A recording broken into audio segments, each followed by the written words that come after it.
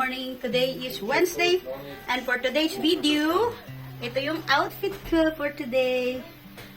37 weeks check-up. Pupunta kami sa main hospital kasi magpapa-check up. At ito lang yung sinuot ko yan. Baka kasi EIE ako kasi feeling ko nasa baba na siya eh. So, check natin. Ayan. Nicole, come here. Yan lang suot ko ngayon kasi may check-up ang buntis. 37 check-up. At ito naman si Ate Nicole.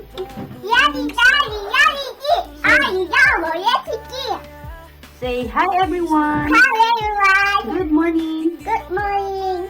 For today's video, we're going to Doctor. hospital. Hospital. And Nicole will go to school. Tara? I like the pepper. Yata. Oh, sing them a song. Sing them a song. Naga you. Naga no dear. What is holding? Naga. I just did it. I got more here. I got what? No scooter?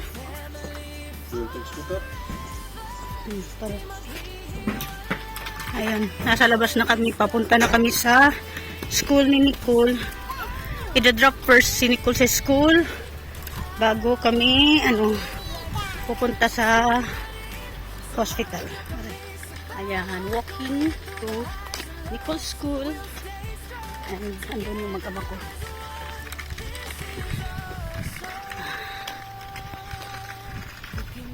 As usual, dito kami dadaan sa park.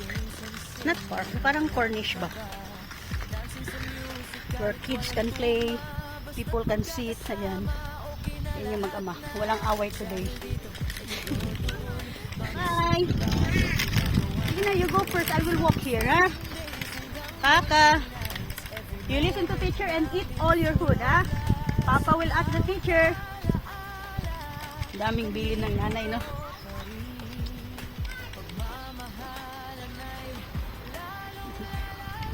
Yun na, look there, look there.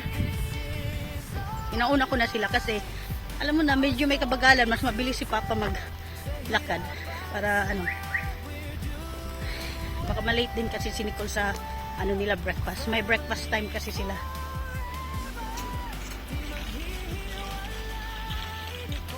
Ayan na. Hinatid na ni Daddy si Nicole. Gusto pa niya ako maghatid sa kanya. Sabi ko, wag na kasi malayo. Doon, nakakit doon yung room niya. Mag-aantay na lang ako dito.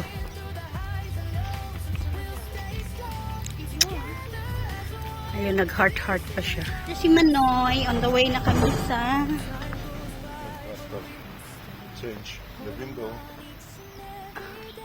full set, and close this whole side. Even downside have hole like this also. Same first floor you see here.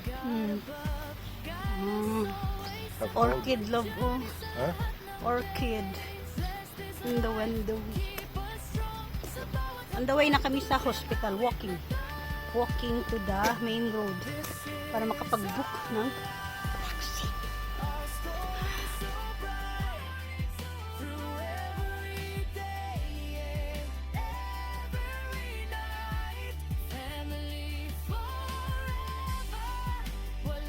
Dito na kami.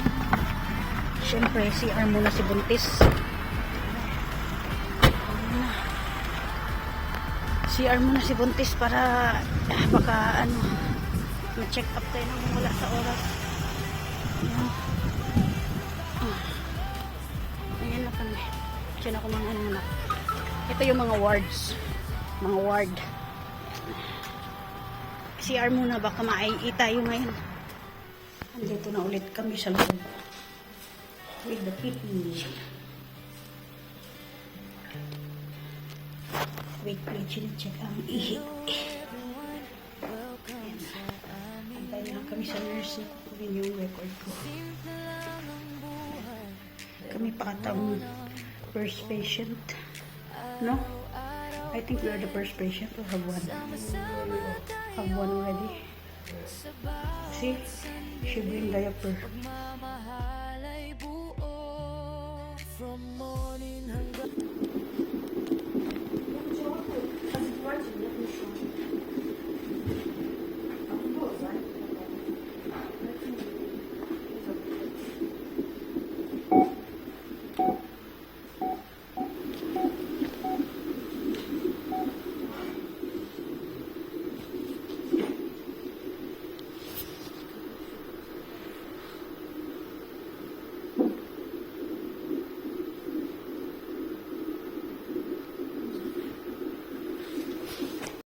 Хорошо. Здесь все нормально. Какие-то складки рисует. Она ну что жалуется? Живот болит. Have any pain or something? Yeah, I feel here. Внизу говорит, что болит. Когда сейчас они But baby still in that position not like. Она говорит, может, ребенок говорит, вот так говорит, до сих пор, говорит, это там Так, во а сколько ребенок? ребеночек поворачивается? Все правильно. У нее живот УЗИ я вам отдала. Да. Она где протокол? Это здесь уже. Последний, который? Да, да, да. Принял? Здесь, который сделали. Здесь и все должно быть. Я сюда все вкладывал. Он вроде бы не прикрепленный был. Угу. Вот, по-моему. Нет.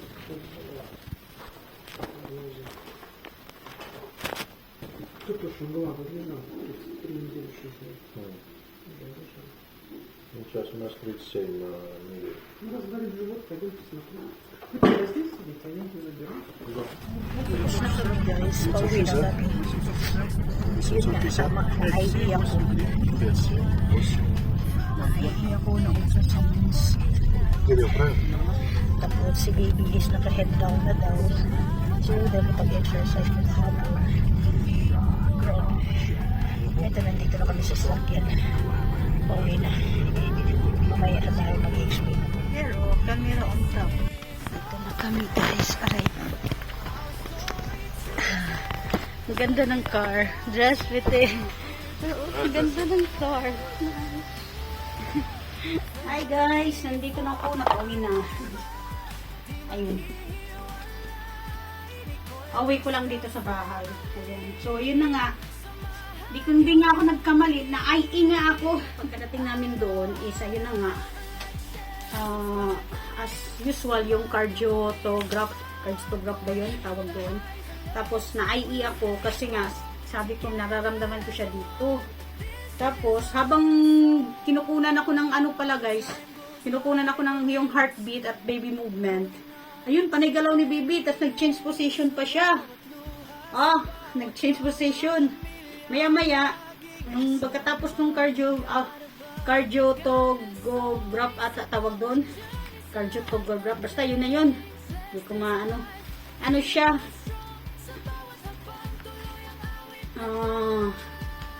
Panay galaw. Ayun. May 27 ba today? Check ko. June pala. Hindi pala ito. Wait, hanapin ko muna. Wala dito sa book ko. Ang prenatal book ko yung ano. Yung cardiotograph. Ano. Kasi ang meron ako dito yung last time. Dated ano pa to May 27 last week. Ang today na June 3. Ayun, nandun siguro kay Doc. Naiwan. Ano siya, ang kilo ko today is 69.69. Almost 70. So, konti lang nadagdag. Kasi before, ang kilo ko is 69.50 yata. So, tama lang yung diet ko na hindi ako masyadong magkakain. Tapos, yun na nga guys. After ko makunan ng ng ganito, graph, yung heartbeat ni baby, after ko makunan nito, pumunta, nag-explain ni doctor na okay daw result lahat, okay naman, ang baby movement. So, yun na nga is, tinanong niya ako kung may nararamdaman ako. Sabi ko parang ang bigat na niya dito sa baba na. So, siya tara, chinek niya ako, na-IE nga ako today. Yun nga sabi ko kanina umaga, baka ma-IE ako today kasi I feel something down na kasi. In-IE niya ako, sabi niya closed cervix pa daw ako. And to make sure, pumunta kami sa ultrasounds. Chinek yung down, not yung the stick, ultrasounds lang talaga. Chinek, tinignan yung sa baba ko. Naka-head down naman daw si baby. Naka-head down na ha, samantalang yesterday, last night, pa siya. sideward. Naka-transverse, thanks God, naka-head down na daw si baby. So, ibig sabihin, continuous ko na lang yung exercise ko. Kasi nag-walking ako, tapos yung may mga exercise akong ginawa for, preparing the baby for labor. So, continuous ko na lang. So, for that one, gagawa na lang ako ng vlog niyan para sa, papakita ko sa inyo kung ano yung exercise para sa aking birth vlog soon. kaya pala ako na IE, guys. Kasi I feel na dito na si baby yung papakita ko sa inyo. Ayan. Andito na siya. Dito na siya, guys. Dito. Kaya, ba't sobrang laki niya sa video? Maliit lang naman siya.